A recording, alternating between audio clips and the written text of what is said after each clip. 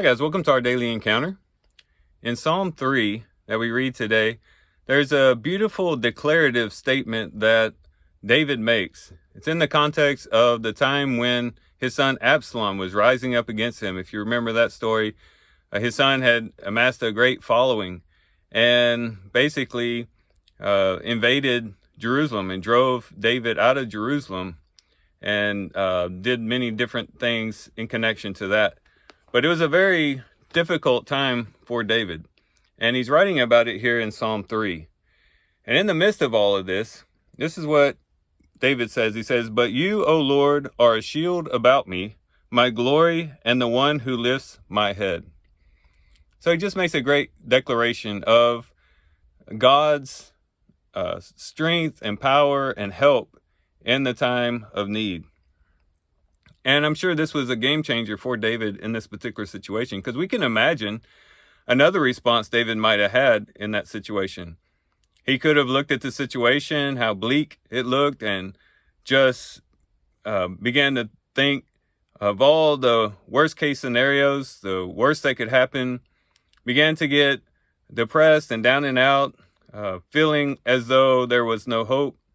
But this statement reminded David of God and his relationship that he had with God, and how God is the one who was a shield about him, the glory, and the one who lifts his head. He could look back on his life, the times that God had helped him, back when he was a shepherd, tending the sheep, but even with Goliath, and then with Saul, and many other instances where God had helped him.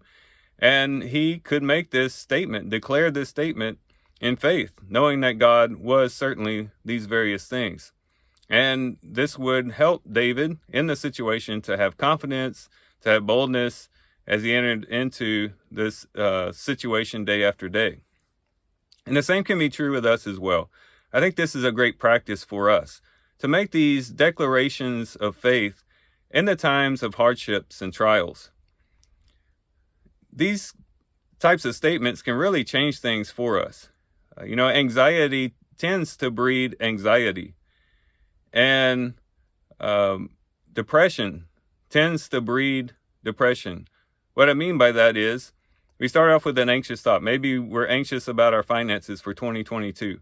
And we have this anxious feeling within, and that leads to us perhaps beginning to think anxious thoughts. Begin to think, well, how am I going to pay these bills? How am I going to meet these obligations?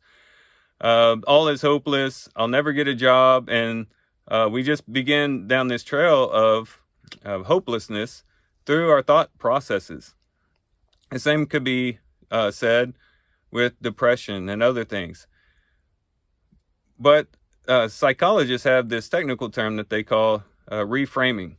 And what that is basically like a painting. If you have a painting, the painting can be made to look more beautiful based upon the frame that you put around it. If you put a beautiful frame around a painting, the painting itself becomes more beautiful. However, even if you take a beautiful painting and put an ugly frame around it, the painting's not going to look as beautiful. And our situations are like paintings. A lot of how our situation looks depends upon how we frame it. Do we frame it with the framework of faith and dependence on God and trusting God? Or do we frame it with hopelessness, despair, self-reliance, and those sorts of things? How we frame our situations will control how our situations look to us. As David could have framed his situation in a very bleak way, in a very dark way, which could have led him to just basically want to give up.